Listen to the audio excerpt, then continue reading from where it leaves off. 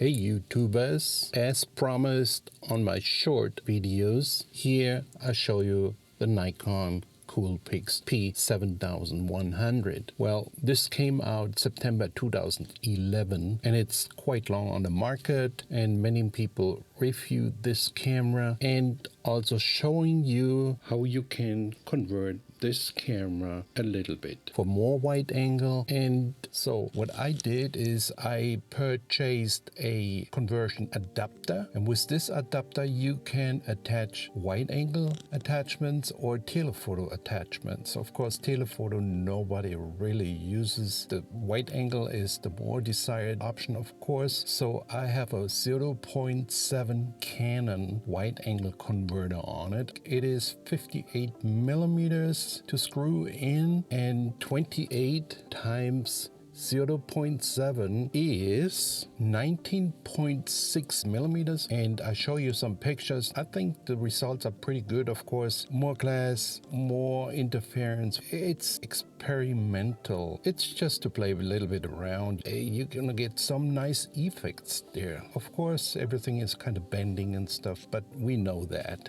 this can happen, and this is the nature of that wide angle, you know. So this is a cheap solution for getting like 19 millimeter in the focal length, which is very impressive to my opinion, you know. And yeah, just let me give you some specs here. It came out September 2011 and was on the market until 2013. It has a kind of large sensor, which is a CCD-Sensor 1/1.7 of an inch, which is in millimeters 7.6 times 5.7 millimeters, and we have 10.4 megapixels. So we have a ratio factor of 4:3 with 3648 times 2736 pixels, and of course it's gonna reduce till 640 times 480. You can take the pictures in JPEGs and in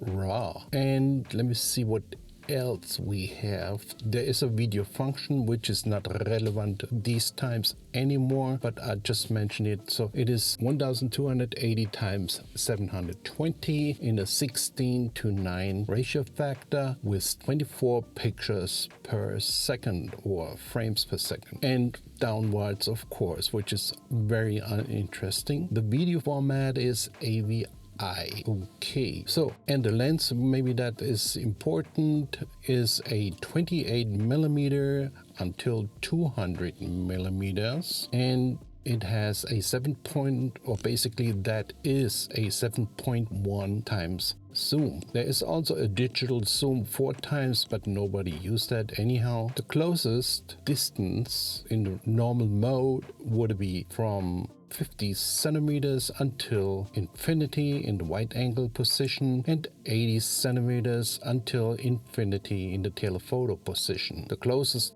macro distance would be 2 centimeters in the wide angle position and 50 centimeters in the telephoto position. You have aperture f2.8 until f8 in the wide angle position, and f5.6 until f8 in the telephoto position. So again, I just give you brief data, not too much in depth here, but we have an optical viewfinder, which was very in vogue at that time. But in addition, of course, we have the 3-inch TFT LCD monitor with 920,000 pixel or points or dots, and you also have different measuring modes which are very quick accessible from the left side, which is center weight, matrix. The times are from 4,000ths of a second until 60 seconds in the automatic modus, and of course we have a program automatic, a shutter priority, an aperture priority, and manual. ISO can be selected from 100 until 6400, and we have